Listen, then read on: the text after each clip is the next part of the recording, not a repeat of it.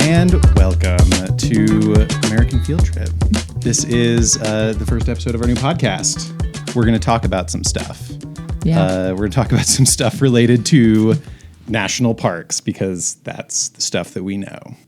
Are you excited? I'm really excited. I'm excited. Yeah, we're excited. We're real noobs at this, so bear with. But yeah, we're starting up a podcast to tell you all of this stuff that we know about national parks and how much we love them and how you can go visit them and things you can do, and we're really excited about it. Yeah, 6 years ago, we left our home in New York City and moved into a converted shuttle bus. And, well, we had to convert it first. Then we moved into it. And then we went and visited every national park in the United States. And now we are trying to visit all 424 park sites that are administered by the National Park Service. So we've been to a lot of parks. And we realized that we've picked up a lot of little helpful bits of information, knowledge along the way. So I wanted to share it. So what are we talking about today, Maddie? So today we wanted to talk about the few things that we do at every national park site that we visit. We wanted to give you some information if you're an absolute beginner and you're seeing a lot of national parks and you're like, this looks cool, also kind of intimidating, don't know how to go about getting out there. We want to help with that. Hopefully this is helpful to you. Yeah. This kind of gives us, this is a structure that developed over a little bit of time, probably by the 6th or 7th national park that we visited during our trip. We kind of had a sense of okay, if we do these things, we feel like we have a handle on where we're going, what we're doing, and we have a good time when we do these things. This is our vibe. This is what we've gotten into.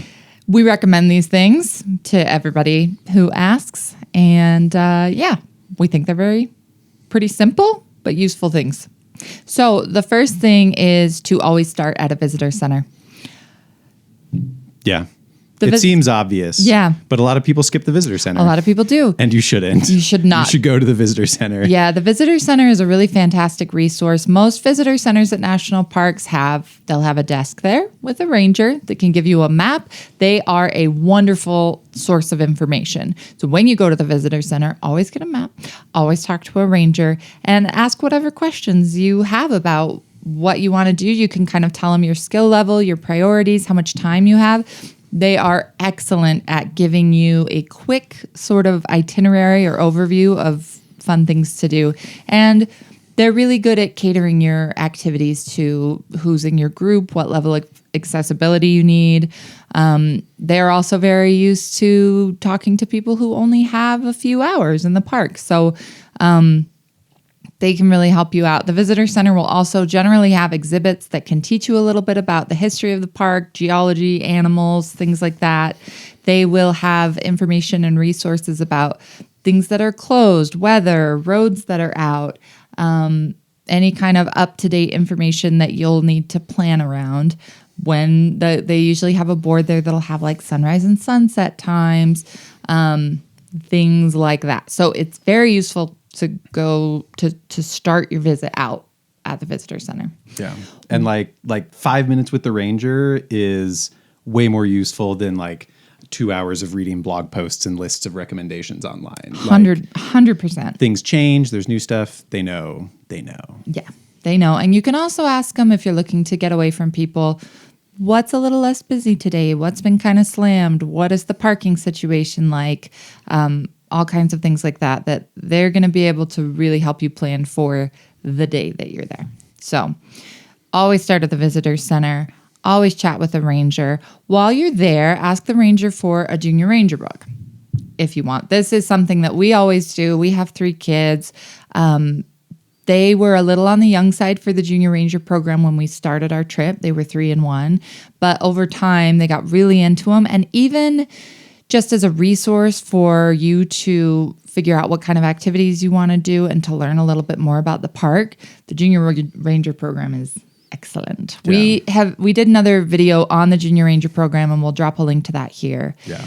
But basically, it is every park will have a little booklet. Some of them are just a few pages stapled together. Some of them are a whole... Some are fancy. ...produced full color book.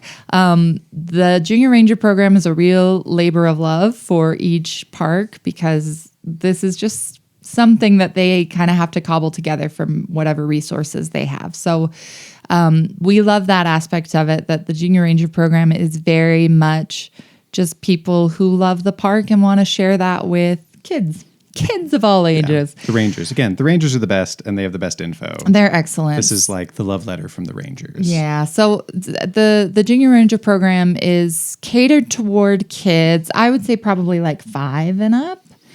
Some of them are a little more writing heavy. Some of them have more activities and coloring and things like that. But basically, if you pick some of those up for your kids, or even if you only have adults in your group and you just pick one up for the adults, some parks have a special Junior Ranger program for adults. So you can ask about that. And adults like them no matter what the age. It's worth. We have friends. I mean, we do them. We have friends that are Junior Ranger. They're Junior Rangers of all ages. They're elder Junior Rangers. Yeah. But it's a really fun way to help your kids understand what's going at the park, to give them something to do in the car, because there's almost always some driving involved in a national park visit. Yes. And to help you kind of just learn a little bit more and do some activities around it. So go to the visitor center, pick up a Junior Ranger book. The third thing is we always check for Ranger programs. At most parks, there will be a program run by a ranger at some point, some educational programming. Sometimes it will be a ranger-led hike. Sometimes it's a ranger talk where you'll just meet somewhere in the park. Often they're near the visitor center and they'll tell you about some animals of the park, or just some, they're usually a pretty narrow focus for these talks. Sometimes we've been to ones where it was about like indigenous peoples of that park. In the Southwest, I feel like they have a lot of those parks have a lot of really cool programming around the original indigenous inhabitants of that place. They're always interactive. Yeah, you can ask a lot of questions. The Rangers are really good at catering the program to whoever shows up to the program. So if there end up being a lot of kids, they're usually very good about involving the kids and really drawing them in, even if it's not explicitly a program geared toward kids.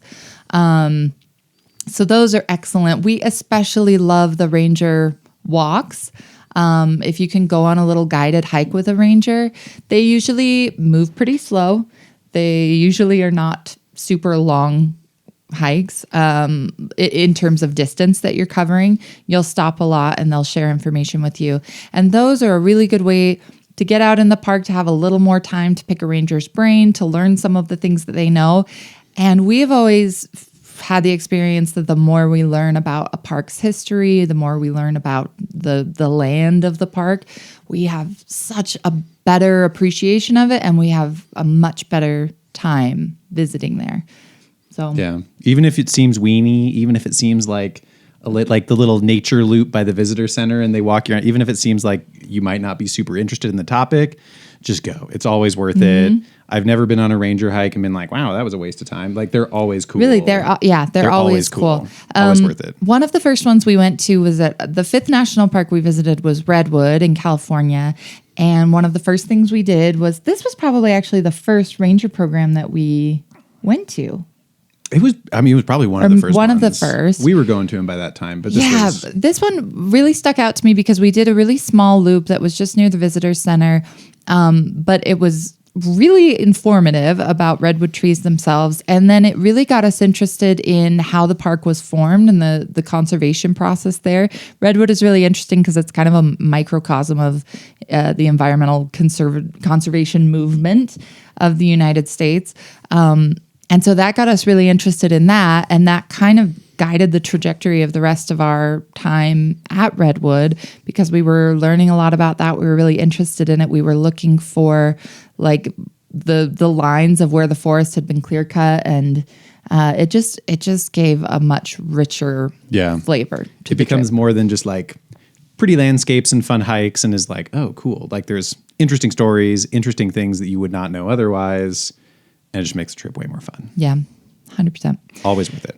Yeah. So the fourth little like nugget that we try to incorporate into every trip is, if we have to choose, especially if we're limited on time, which we almost always are. There's like Everyone's always limited on time. There's hardly ever as much time to spend in a park as we want to, because all of them merit so much time spent there. And it's good that way. It leaves you wanting more. You want to plan a repeat visit. It's no amount of time is too short. But if we have a limited amount of time, we try to always choose a longer hike over making a lot of short stops. We've had experiences in parks where we maybe only had a day to be there. And when we tried to spend that day going to all the little pull-offs and reading all of like the streets, the roadside things, and just doing a lot of little things. Some parks have a lot of points of interest, you know? Yeah, you're in and out of the car a lot. You're having to find parking a lot. If it's a busier park especially, that's a whole thing. And it just feels disruptive, and it always feels like we're not able to really get a good sense of the park. So pretty quickly we figured out that even if we have a really limited amount of time, choosing one long hike that's going to take most of the day always gives us a better experience in that park. So when we went to Bryce Canyon in Utah, we had pretty limited time. We have a lot of family in Utah, so we felt like we'd be back there. So we weren't as stressed about doing this as we might have been otherwise if it were like a place that we were never going to get back to. But we spent the whole day doing the Fairyland Loop, which is, well, not like the whole day, but we spent most of the day doing the Fairyland Loop, which is an 8-mile loop that gets you down into the canyon, around hoodoos, shows you a lot of the geological coolness of Bryce Canyon. And that was a fantastic day. It was one of our favorite hikes we ever did. So much better than if we had spent the day kind of hopping around the park.